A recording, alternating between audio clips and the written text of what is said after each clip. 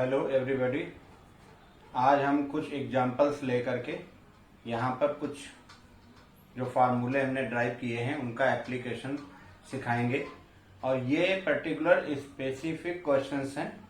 इन questions के बारे में थोड़ा सा पेपर में जरूर पूछा जाएगा और थोड़ा सा ज़्यादा कंसंट्रेट करके समझने की ज़रूरत है। तो आप जो है सबसे पहले यहाँ पे ध्यान से जो मैं मैथड बताऊंगा उसको थोड़ा सा ध्यान से कंसंट्रेट करें अपने को और बहुत अच्छा लगेगा। उसके बाद जो है आपको ये चीज़ समझ में आसानी से आ जाएगी।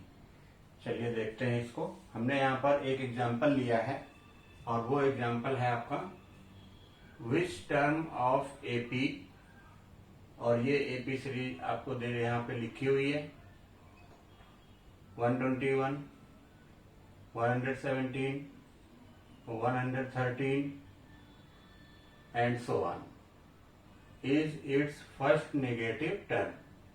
इसका फर्स्ट नेगेटिव टर्म कौन सा होगा, यानी ये सीरीज इस तरीके से डिक्रीज हो रही है तो डिक्रीज होते होते इसका जो पहला नेगेटिव टर्म यानी जीरो के बाद वाला फर्स्ट नेगेटिव टर्म कौन सा होगा वो हमें फाइंड करना है। तो यहाँ पे हमें सबसे पहले गिवन है उसको हम लिख लेंगे। ये एपी आ गई आपकी यहाँ पे 121, 117, 113 एंड सो ऑन।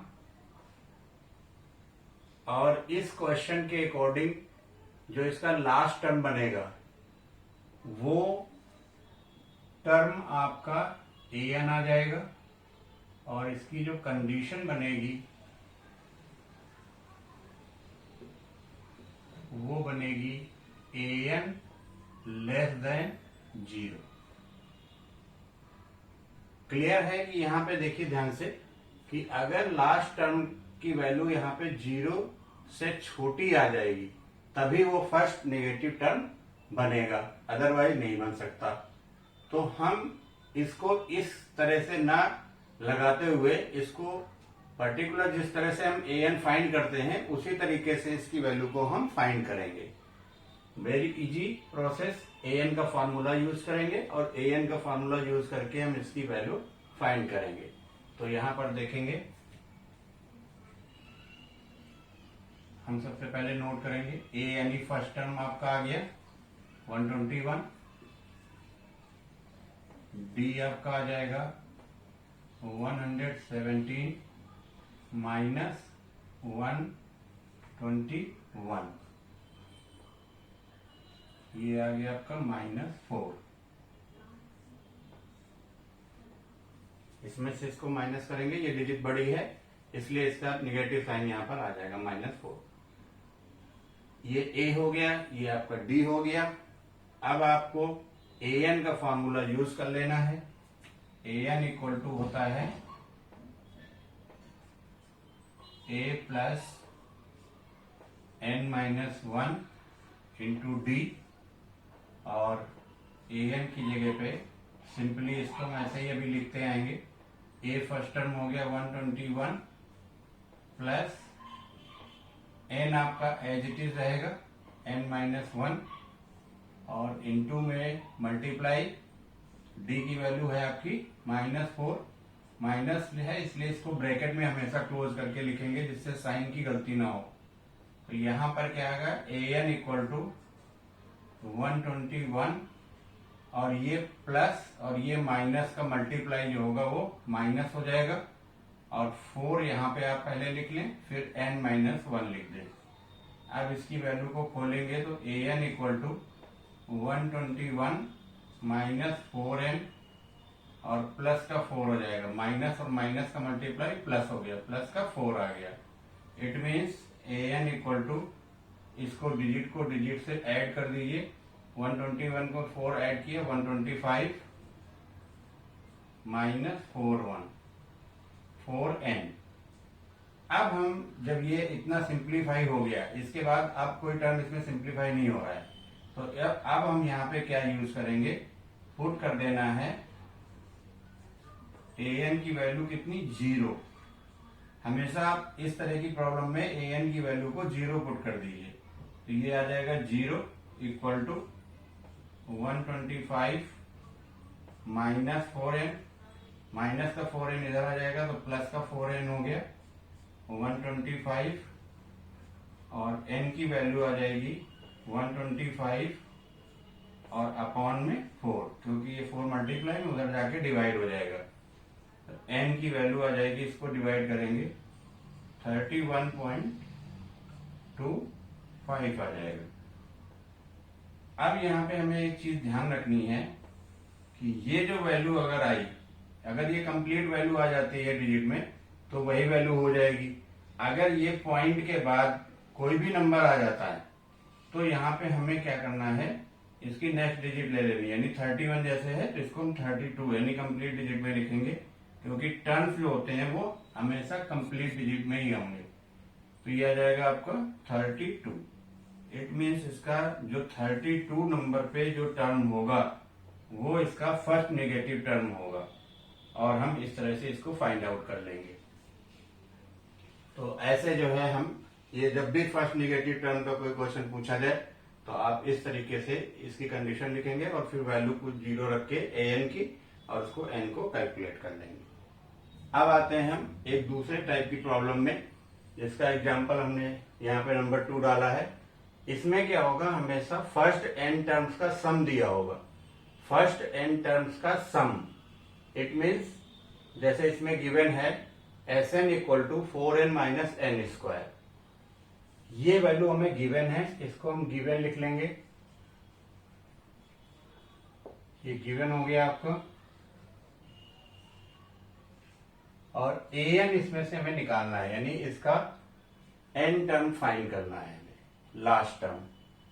तो इस तरह की प्रॉब्लम जब कभी भी आएगी तो आप इसको एक इसमें फार्मूला मेथड भी होता है, उसको हम नहीं अप्लाई करा रहे हैं, क्योंकि उसमें n की वैल्यू पुट करते हैं, फिर n-1 की वैल्यू पुट करते हैं और कैलकुलेशन में मिस्टेक होती है। तो सिंपल हम इसको इस वाले मेथड से समझाने की कोशिश कर रहे हैं, जो कि बहुत ही इजी है।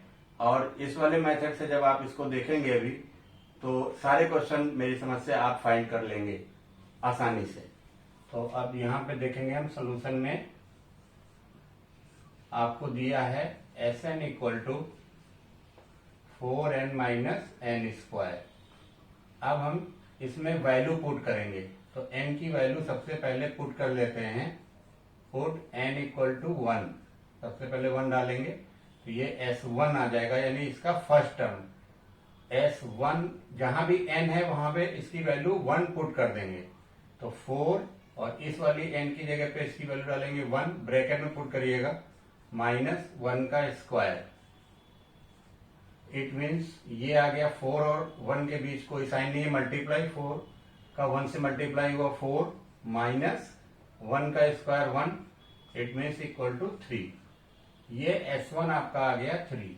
अब यहाँ पे ध्यान देंगे, S1 कोई भी सीरीज चलती है तो उसका जो पहला टर्म होता है वही S1 होगा, क्योंकि उससे पहले हमने कोई टर्म इसमें जोड़ा ही नहीं है, तो यही इसका आ जाएगा फर्स्ट टर्म। तो इसको हमेशा हम क्या लिख लेंगे, ए लिख लेंगे इसको। ये फर्स्ट टर्म आ गया आपका, तो S1 आपका निकल गया 3, यानी पहला टर्म आ गया उस एपी सीरीज का जो हमें पता नहीं है, जिसका Sn दे रखा है, टोटल दे रखा है हमें। अब आते हैं इसमें n की जगह पुट करते हैं 2, पुट n इक्वल टू 2। अगर हम 2 डालेंगे इस वाली सीरीज में तो ये आ जाएगा S2 इक्वल टू, इसमें जब हम पुट करेंगे, ये मेन इक्वेशन आपकी है ये वाली, इसमें ही रखना है हमेशा।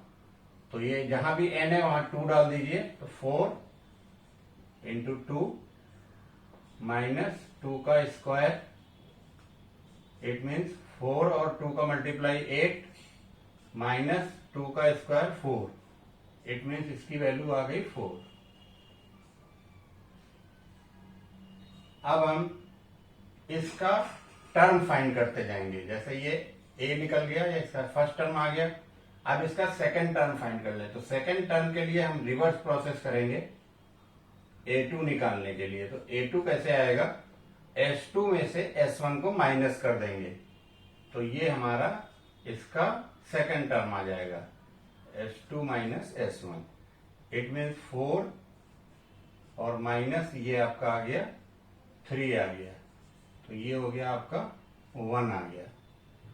अब हम इसी तरह से जैसे S2 फाइंड कर चुके थे और S3 निकालेंगे।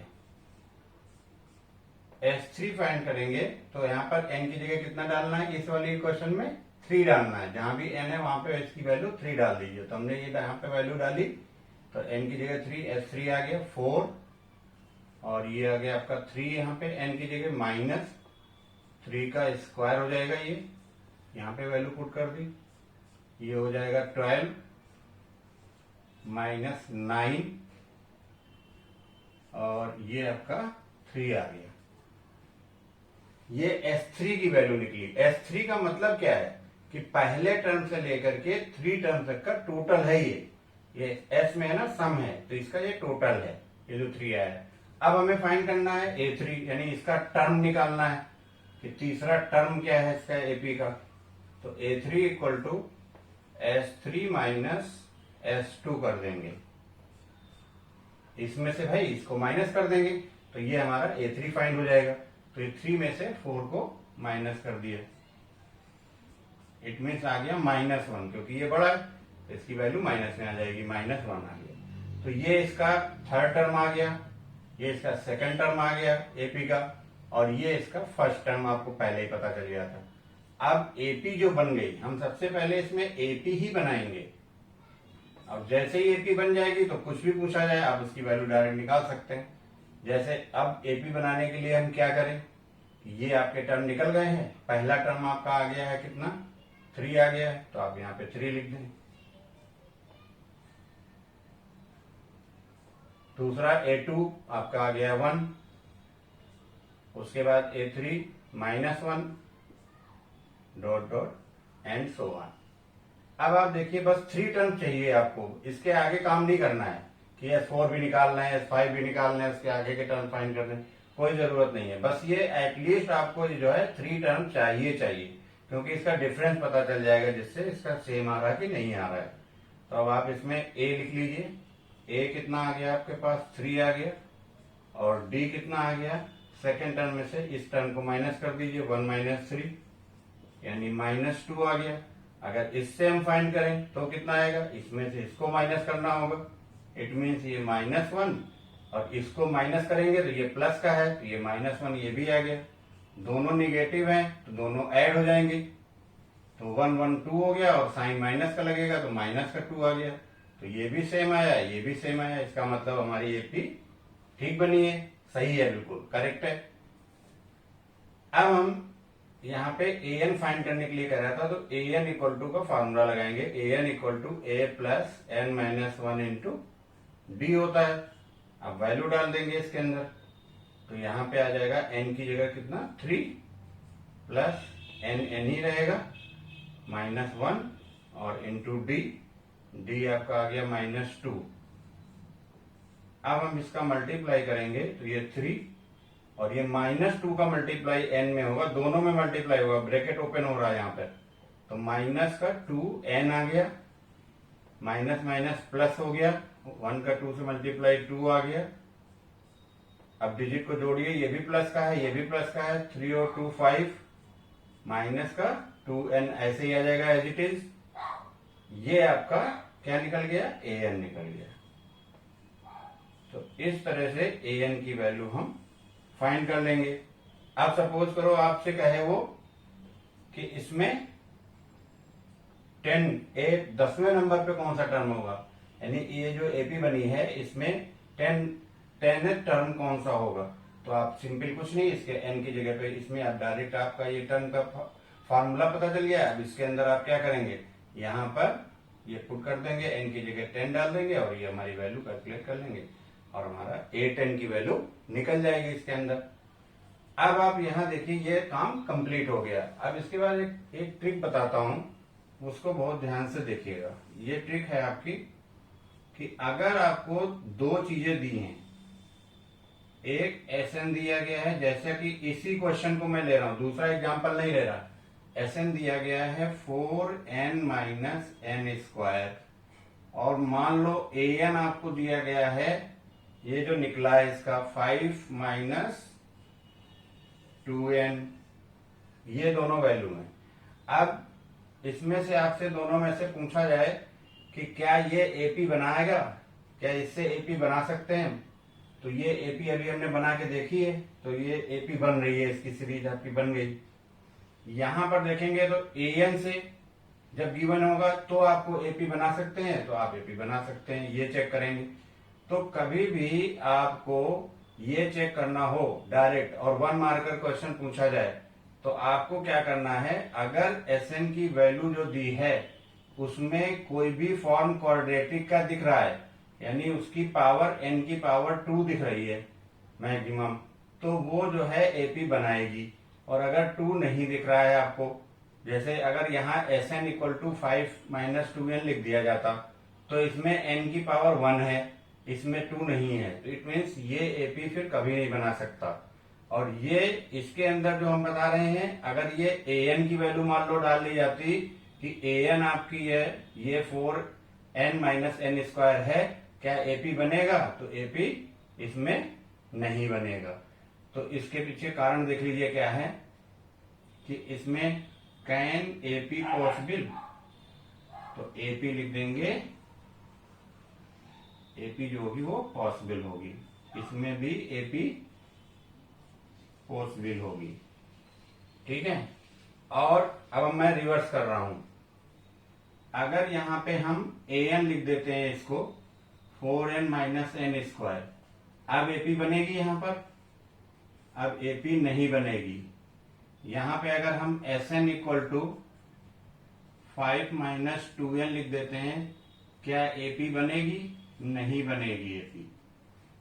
अब क्यों ऐसा हम कह रहे हैं, उसके पीछे लॉजिक क्या है कि Sn का भी हमने फॉर्मूला पढ़ा था, तो Sn इक्वल टू था n/2 2a plus n minus 1 into d, ये फॉर्मूला हुआ करता है Sn का। अब आप ध्यान से देखें तो इस वाले टर्म में यहाँ पे n मल्टीप्लाई में बैठा हुआ है, अगर इसको हम खोलेंगे इस ब्रैकेट के अंदर तो यहाँ पे n का मल्टीप्लाई दोनों में होगा, यानी हमारा ये n का जब इससे मल्टीप्लाई हुआ तो 2an आ जाएगा, और जब इस टर्म में प्लस n का n से मल्टीप्लाई होगा तो n स्क्वायर का टर्म बनेगा, यानी उसकी पावर 2 आएगी, और उसके अंदर एक टर्म आपका n की पावर 2 का आ गया। इट मीन्स वो जो है Sn में हमेशा आपका n की पावर 2 जरूर आएगा, तभी वो एपी पॉसिबल होगी। तो यहां पर देखिए n की पावर 2 आ रहा है, तो ये एपी हमने लिख दिया पॉसिबल होगी। इसी तरह से यहां पे आप देखिए ध्यान से, an का फॉर्मूला क्या होता है, an इक्वल टू होता है a प्लस n माइनस 1 और इंटू डी। अब इसके अंदर देखिए ध्यान से, यहाँ पे कभी भी बाहर कोई n मल्टीपल में नहीं बैठा है तो उसका मल्टीप्लाई होगा ही नहीं, तो n की पावर 2 कभी नहीं बनेगी। इसमें हमेशा जो है n जो होगा वो लीनियर होगा, यानी उसकी वैल्यू हमेशा उसकी पावर 1 होगी। तो जब भी 1 हो तभी वो an पॉसिबल होगा, अदरवाइज an पॉसिबल नहीं होगा। तो यहाँ पे देखिए हमने Sn इक्वल टू जब लिखा था तो 5 माइनस 2n लिखा था, इसकी पावर 2 नहीं थी, तो Sn कभी भी इसमें फॉर्मेट बना नहीं सकता, क्योंकि अभी हमने बताया Sn जो वैल्यू होगी उसमें 2 आना चाहिए, तो इसमें 2 आ नहीं रहा, तो यानी ये एपी नहीं बनाएगा। और इसमें देखिए 5 माइनस 2n, इसमें n की पावर सिंगल है, इस फॉर्मूले से कंपेयर कर लीजिए, तो ये एपी हमेशा बनाएगी। तो ये 1 मार्कर क्वेश्चन पूछा जाता है, तो ये हमारे कॉन्सेप्ट को बिल्कुल क्लियर होना चाहिए। तो यहाँ पे जब भी आप ध्यान दें n की पावर 2 हो मैक्सिमम पावर, तो हम उसको लिखेंगे कि एपी पॉसिबल होगी। अगर उसकी पावर 2 नहीं है तो जो है Sn के फॉर्म में दिया है तो वो एपी फॉर्म नहीं करेगा। तो ये एक ट्रिक थी, एक 1 मार्कर क्वेश्चन पूछा जाता है, तो इसको नोटिस में जरूर रखिएगा, अपने माइंड में सेट कर लीजिए, और इस तरह से इसका हम आंसर दे देंगे। ठीक है, आज की क्लास में इतने ही रखते हैं। थैंक यू, मिलते हैं नेक्स्ट क्लास में।